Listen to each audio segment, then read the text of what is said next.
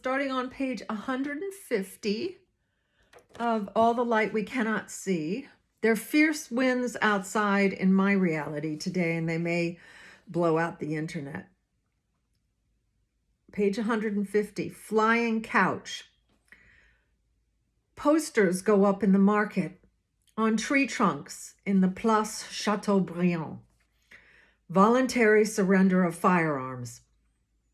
Anyone who does not cooperate will be shot.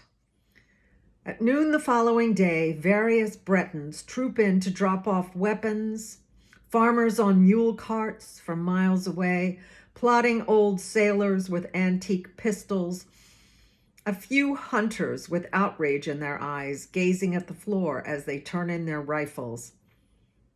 In the end, it's a pathetic pile, maybe 300 weapons in all, half of them rusted.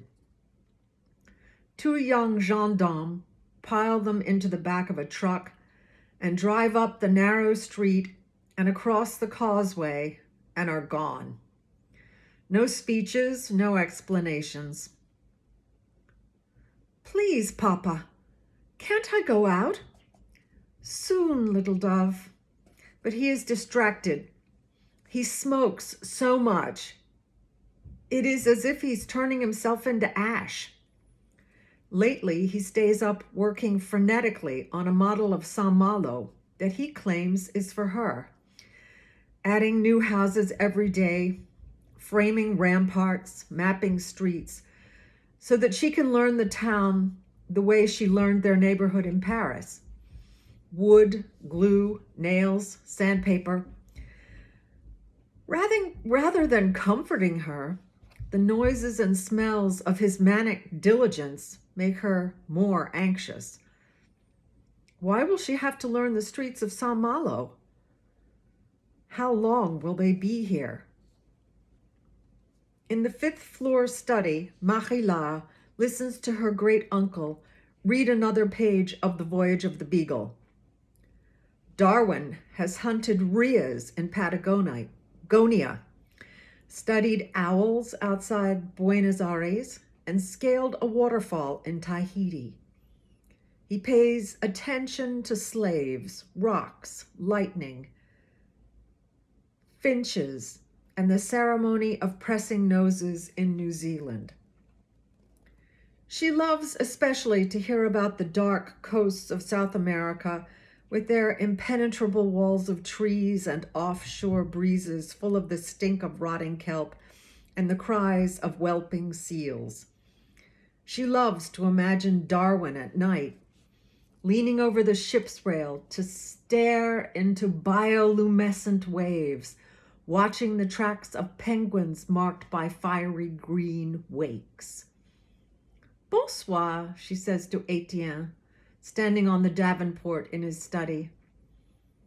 "I may be only a girl of 12, but I'm a brave French explorer who has come to help you with your adventures." Etienne adopts a British accent. "Good evening, mademoiselle. Why don't you come to the jungle with me and eat these butterflies? They are as big as dinner plates and may not be poisonous, who knows?" "I would love to eat your butterflies, Monsieur Darwin, but first I will eat these cookies." Other evenings they play flying couch. They climb onto the davenport and sit side by side, and Etienne says, "Where to tonight, mademoiselle?" "The jungle, or Tahiti, or Mozambique." "Ah, it's a long journey this time," Etienne will say in an entirely new voice, smooth, velvety, a conductor's drawl. "That's the Atlantic Ocean far below. It's shining under the moonlight. Can you smell it? Feel how cold it is up here. Feel the wind in your hair." "Where are we now, Uncle?" "We're in Borneo. Can't you tell? We're skimming the treetops now. Big leaves are glimmering below us, and there are coffee bushes over there. Smell them."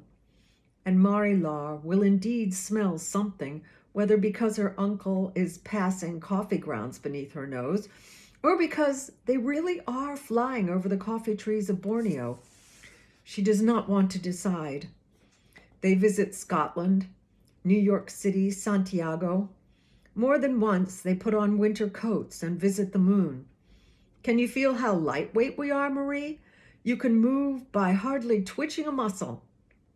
He sets her in his wheeled desk chair and pants as he whirls her in circles until she cannot laugh any more for the pain of it.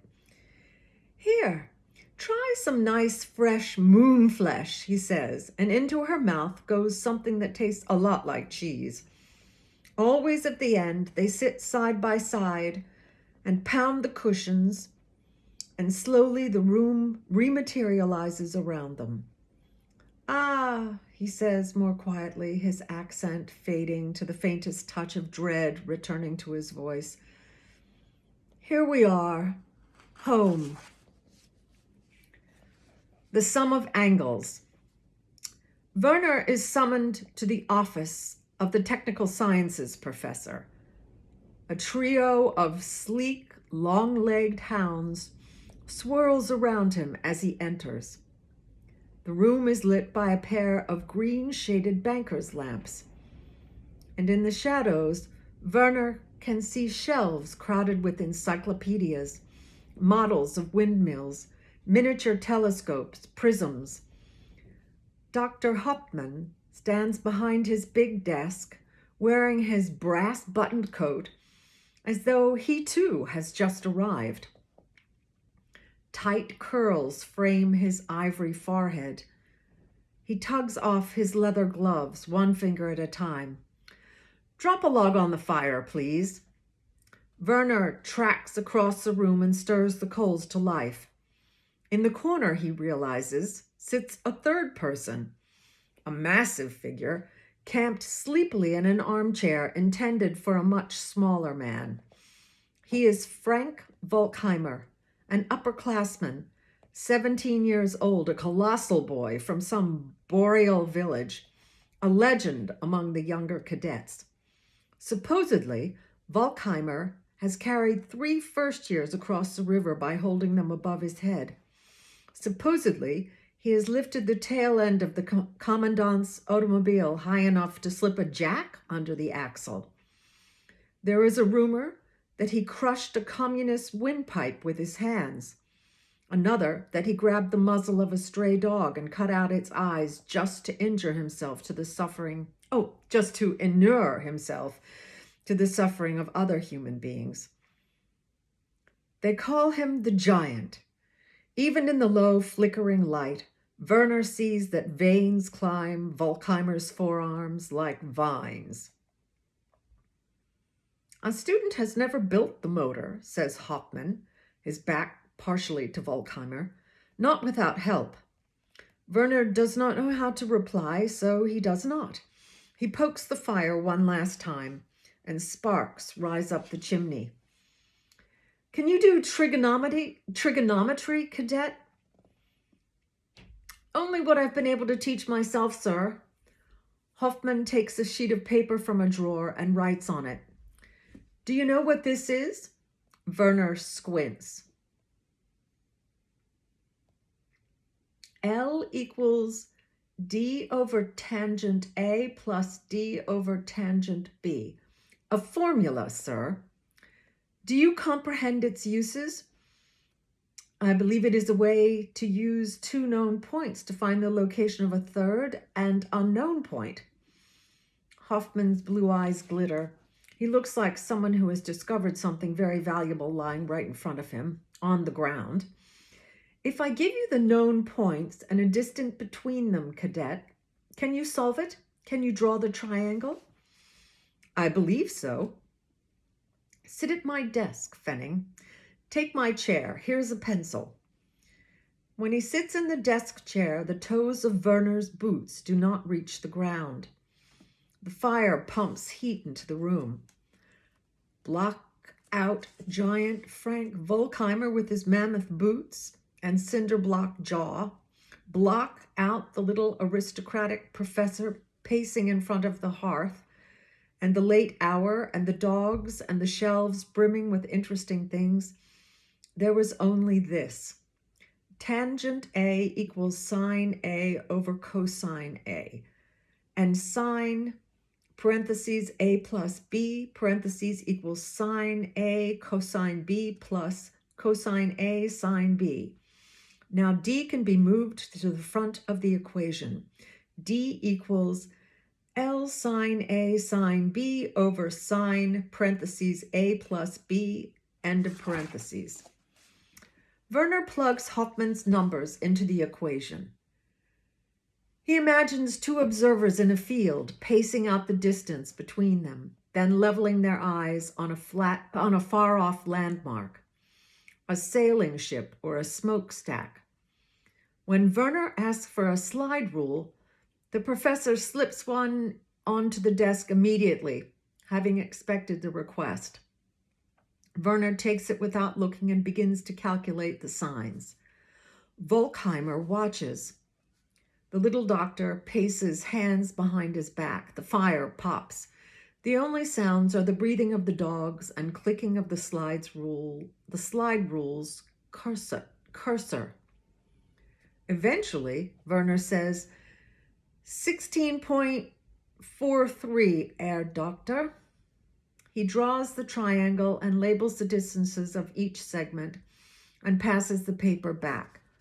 Hauptmann checks something in a leather book. Volkheimer shifts slightly in his chair. His gaze is both interested and indolent. The professor presses one of his palms flat to the desk while reading, frowns absently as though waiting for a thought to pass. Werner is seized with a sudden and foreboding dread, but then Hauptmann looks back at him and the feeling subsides.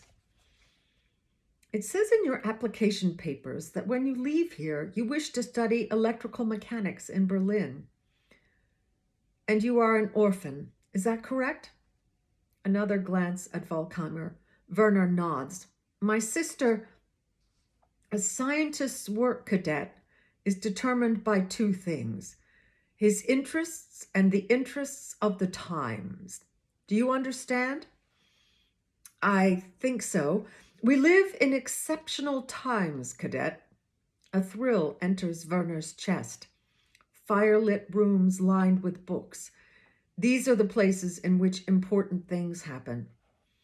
You will work in the laboratory after dinner every night, even Sundays. Yes, sir. Start tomorrow. Yes, sir. Volkheimer here will keep an eye out for you. Take these biscuits. The professor produces a tin with a bow on it. And breathe, Fenning. You cannot hold your breath every time you're in my laboratory. Yes, sir.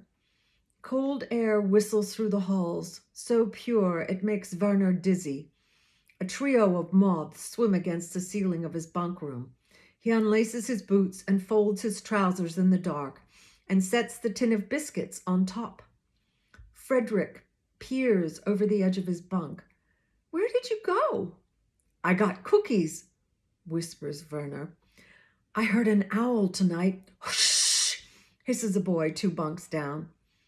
Werner passes up a biscuit. Frederick whispers, do you know about them?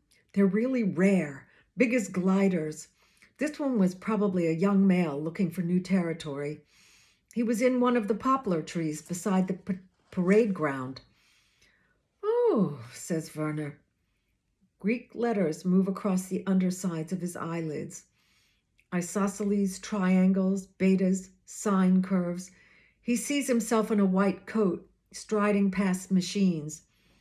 Someday he'll probably win a big prize. Code breaking, rocket propulsion, all the latest. We live in exceptional times. From the hall come the clicking boot heels of the bunk master. Frederick tips back into his bunk. I couldn't see him, he whispers, but I heard him perfectly. Shut your face, says the second boy. You'll get us thrashed. Frederick says nothing more.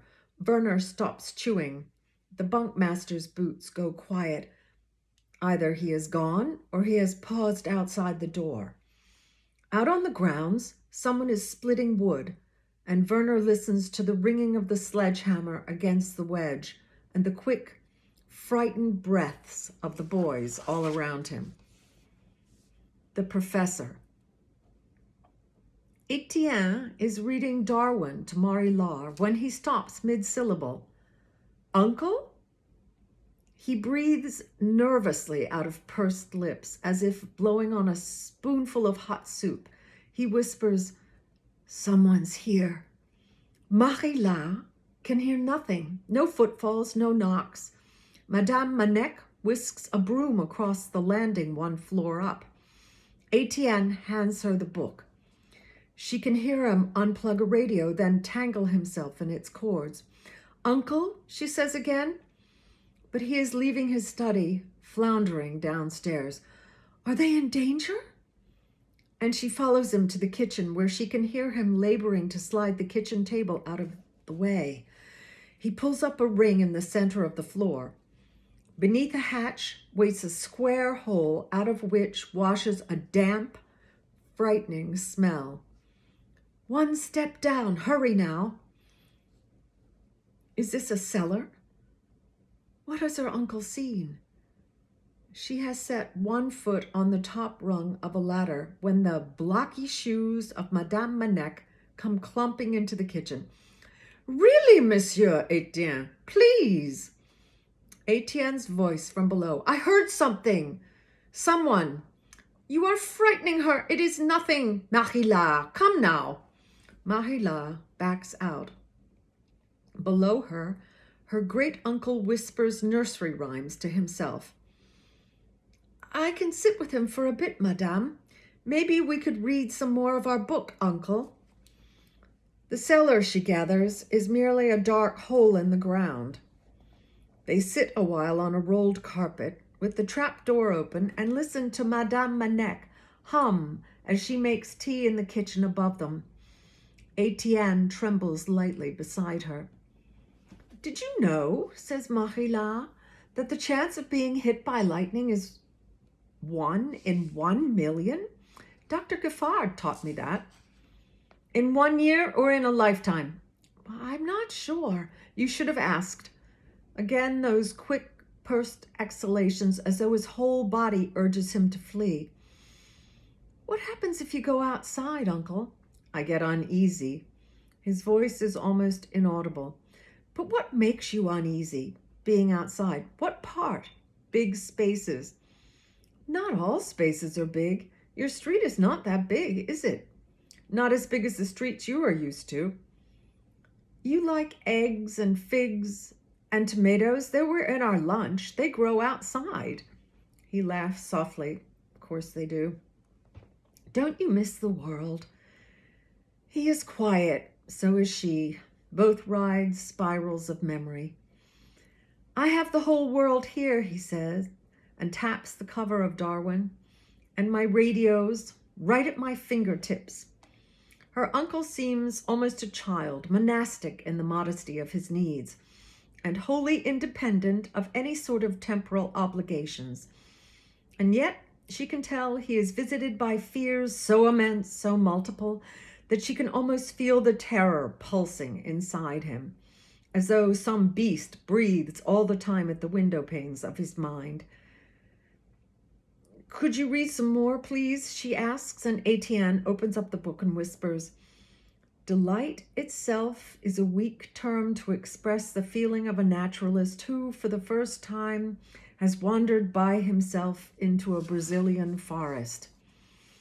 After a few paragraphs, Marie-Laure says without preamble, "Tell me about that bedroom upstairs, across from the one I sleep in." He stops. Again, his quick, nervous breaths. "There's a little door at the back of it," she says, "but it's locked. What's through there?" He's silent for long enough that she worries she has upset him, but then he stands and his knees crack like twigs. "Are you getting one of your headaches, uncle?" "Come with me." They wind all the way up the stairs. On the 6th floor landing, they turn left, and he pushes open the door to what was once her grandfather's room. She has already run her hands over its contents many times. A wooden oar nailed to a wall, a window dressed with long curtains, single bed, model ship on a shelf, At the back stands a wardrobe so large she cannot reach its top, nor stretch her arms wide enough to touch both sides at once. These are his things? Etienne unlatches the little door beside the wardrobe. Go on. She gropes through. Dry, confined heat. Mice scuttle. Her fingers find a ladder. It leads to the garret. It's not high. 7 rungs. At the top, she stands.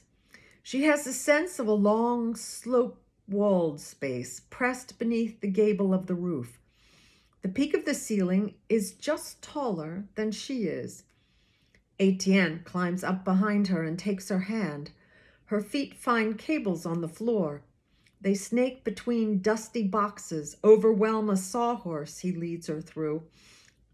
He leads her through a thicket of them to what feels like an upholstered piano bench at the far end and helps her sit. This is the attic. That's the chimney in front of us. Put your hands on the table. There you are. Metal boxes cover the tabletops, tubes, coils, switches, meters, at least one gramophone. This whole part of the attic, she realizes, is some sort of machine. The sun bakes the slates above their heads. Etienne secures a headset over Marie-Laur's ears. Through the headphones, she can hear him turn a crank, switch something, and then, as if positioned directly in the center of her head, a piano plays a sweet, simple song. The song fades, and a staticky voice says, "Consider a single piece glowing in your family's stove. See it, children?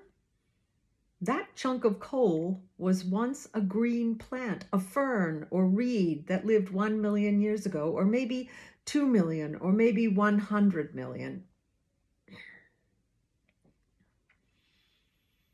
After a little while, the voice gives way to the piano again. Her uncle pulls off the headset. As a boy, he says, my brother was good at everything, but his voice was what people commented on most. The nuns at St. Vincent's wanted to build choirs around it. We had a dream together, Henry and I, to make recordings and sell them. He had the voice and I had the brains, and back then everyone wanted gramophones. And hardly anyone was making programs for children. So we contacted a recording company in Paris, and they expressed interest. And I wrote 10 different scripts about science, and Henry rehearsed them, and finally we started recording. Your father was just a boy, but he would come around to listen. It was one of the happiest times of my life. Then there was the war. We became signalmen. Our job, mine and your grandfather's, was to knit telegraph wires from command positions at the rear to field officers at the front. Most nights, the enemy would shoot pistol flares called very-lights over the trenches, short-lived stars suspended in the air from parachutes meant to illuminate possible targets for snipers. Every soldier within reach of the glare would freeze while it lasted. Some hours, 80 or 90 of these flares would go off one after another, and the night would turn stark and strange in that magnesium glow. It would be so quiet, the only sound the fizzling of the flares, and then you'd hear the whistle of a sniper's bullet streak out of the darkness and bury itself in the mud. We would stay as close together as we could, but I became paralyzed sometimes. I could not move any part of my body, not even my fingers, not even my eyelids. Henri would stay right beside me and whisper those scripts, the ones we recorded sometimes all night, over and over, as though weaving some kind of protective screen around us, until morning came. But he died, and I did not. This, she realizes, is the basis of his fear, all fear, that a light you are powerless to stop will turn on you and usher a bullet to its mark. Who built all of this, Uncle? This machine? I did. After the war. Took me years. How does it work? It's a radio transmitter. This switch here, he guides her hand to it, powers up the microphone, and this one runs the phonograph. Here's the pre-modulation amplifier, and there are the vacuum tubes, and there are the coils. The antenna telescopes up along the chimney, 12 meters. Can you feel the lever? Think of energy as a wave and the transmitter as sending out smooth cycles of those waves. Your voice creates a disruption in those cycles. She stops listening. It's dusty and confusing and mesmerizing all at once.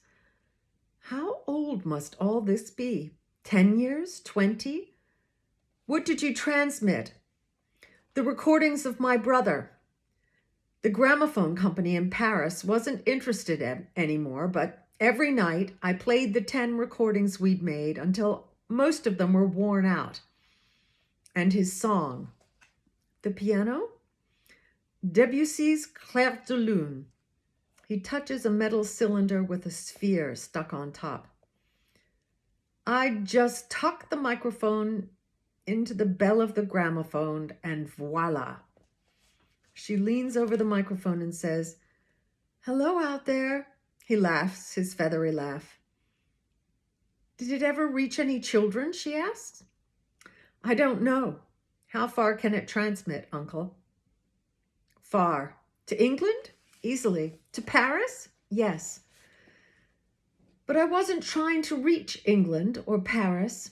I thought that if I made the broadcast powerful enough, my brother would hear me, that I could bring him some peace, protect him as he had always protected me."